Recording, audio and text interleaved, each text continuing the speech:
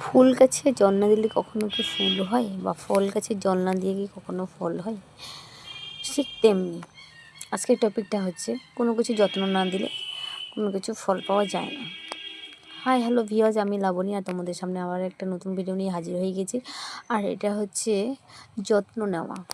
যেমন একটা ফুল গাছে যত্ন না নিলে সেই গাছটা কি মরে যাবে, বা সেখান থেকে কি আমরা ফলও পাবো না, ফুলও পাবো না, কিছুই পাবো না। তো যাই হোক, তো প্রত্যেকটা গাছের যেমন যত্ন নিতে হয় সেরকম ঠিক নিজের শরীরেরও যত্ন নিতে হয়। নিজের শরীরের যত্ন নিলে পরিবার ভালো থাকবে, সুস্থ থাকবে, সব কিছুই। নিজে যদি সুস্থ না থাকি তাহলে আমার নিজের পরিবারকে আমি কি করে সুস্থ রাখবো, তাই তো? ছেলে মেয়ে বা স্বামী, ঘরের মানে সবাইকে আর কি, পরিবারের যে কজন মানুষ থাকে, তো আগে নিজেকে আমাকে সুস্থ রাখতে হবে। নিজেকে যদি আমি ভালো করে সুস্থ না রাখতে পারি, পরিষ্কার পরিচ্ছন্ন রাখতে, সবাইকে আমি পরিষ্কার পরিচ্ছন্নভাবে রাখতে পারবো না, তাই তো?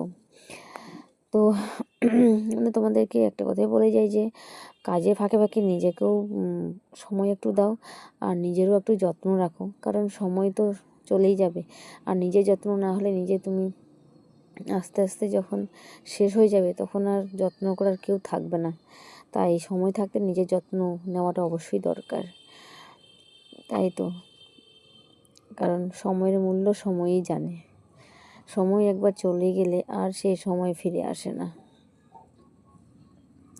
তো তোমরা সবাই যত্ন তো নিচ্ছ তো, আর যত্ন যারা নিচ্ছ না তারা শুরু করে দাও, তাই তো?